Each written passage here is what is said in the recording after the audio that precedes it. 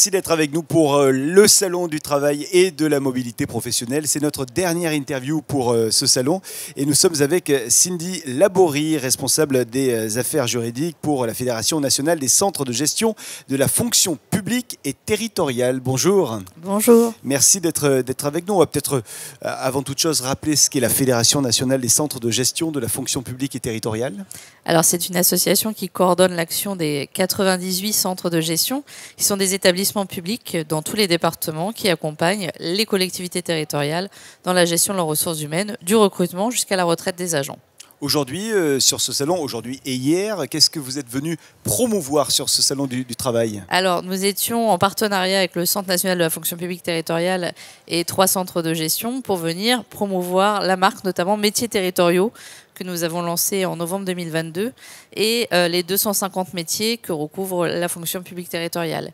Expliquer aussi aux personnes candidats à l'emploi que, quel que soit leur profil, ils peuvent trouver un emploi dans la fonction publique territoriale, puisque nous recrutons quel que soit le niveau de diplôme et quelle que soit l'expérience également du candidat. Il peut tout à fait valoriser une expérience qu'il aurait eue dans le privé notamment, qu'il soit demandeur d'emploi, étudiant, même en situation de handicap. Alors même si il y a plusieurs, on l'a bien compris, vous recherchez plusieurs types de profils, il y a plusieurs métiers, il y a beaucoup de métiers qui sont proposés. Est-ce qu'il y a des métiers plus en tension que d'autres ? Oui, il y a des métiers plus en tension que d'autres, notamment, je pense au métier de la filière sociale, médico-sociale, également le métier qui n'existe que dans la fonction publique territoriale, qui est le métier de secrétaire de mairie. Il y a également une tension dans la filière sécurité, les gardiens brigadiers de police municipale, également sur la fonction support, des directeurs financiers, des gestionnaires RH. Donc nous sommes venus présenter principalement ces métiers, mais aussi les opportunités d'emploi diverses dans la fonction publique territoriale, puisqu'on a aussi une autre particularité, c'est qu'on a des départs en retraite massifs, oui. Et donc beaucoup d'opportunités d'emploi. Vous le disiez, pas besoin d'avoir des diplômes ou des formations de manière précise, parce que vous pouvez accompagner les gens dans une formation. Comment se déroulent les éventuelles formations ?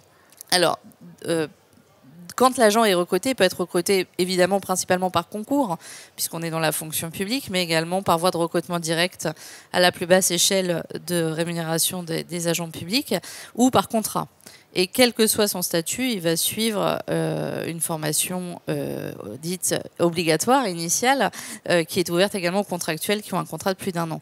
Donc il va avoir cette formation déjà sur l'environnement territorial, et tout au long de sa carrière, c'est la particularité aussi de la fonction publique, il aura des formations, il aura la possibilité de se former, et c'est le Centre national de la fonction publique territoriale qui est le principal opérateur dans ce domaine. Où est-ce qu'on peut retrouver l'ensemble des offres qui sont proposées et combien d'offres sont proposées actuellement, là, par exemple, si on regarde maintenant là, hein. Alors, si on regarde aujourd'hui, on a à peu près 20 000 offres d'emploi. Dans tout le territoire Dans tout le territoire. Toutes les collectivités territoriales ont l'obligation de publier leurs offres sur un site national qui s'appelle emploi-territorial.fr. Et vous avez aussi la possibilité de chercher par mots-clés ou par filière ou par même secteur géographique. Pour être dans le très concret, sur ce salon du travail et de la mobilité professionnelle, sur ces 2 jours, vous avez rencontré quel type de profil ? Tout type de profil. Des jeunes qui sortent de diplôme, qui viennent d'avoir leur diplôme, des personnes qui sont en reconversion professionnelle, qui ont travaillé dans le secteur privé, je pense à des gens qui ont travaillé dans la comptabilité, beaucoup de chargés de communication, des personnes aussi qui s'intéressent à l'hygiène, la sécurité, prévention des risques. Voilà, tout type de profil. Et vous le disiez, c'est via des concours, mais aussi en contractuel. Pour les contractuels, ce sont des contrats de combien en général ? Alors, jusqu'à 3 ans maximum. Et au bout de 6 ans, ils ont la possibilité, ces agents, d'obtenir un CDI sous certaines conditions. Vous leur conseillez quoi? Quels sont les premiers conseils que vous donnez à celles et ceux que vous avez croisés, par exemple, sur ce salon du travail, sur ces 2 jours? Déjà, on leur demande leur définition du service public, puisqu'ils vont s'engager pour l'intérêt général. Et puis, surtout, de bien définir leur projet professionnel. Et on les oriente notamment vers un site que nous avons créé, qui s'appelle métiersterritoriaux.fr, où des agents de tous univers viennent présenter leur métier. Et il y a des fiches métiers également, et c'est surtout le principal conseil qu'on leur donne, c'est de bien définir leur projet professionnel, de candidater, même s'ils n'ont pas encore passé les concours, sur les offres d'emploi qu'on retrouve sur le site. Et donc il y en a dans toute la France, sur tout le territoire, ce qui fait qu'on peut viser en fonction du territoire. Tout à fait. Merci infiniment d'être venu jusqu'à nous, Cindy Laborie, responsable des affaires juridiques de la Fédération nationale des centres de gestion de la fonction publique et territoriale. Merci à vous et merci d'être venu ici. Vous êtes la dernière interviewée que nous avons sur ce salon. Merci. Merci à vous, au revoir. Merci à toutes et tous de nous avoir suivis. Merci infiniment à nos équipes.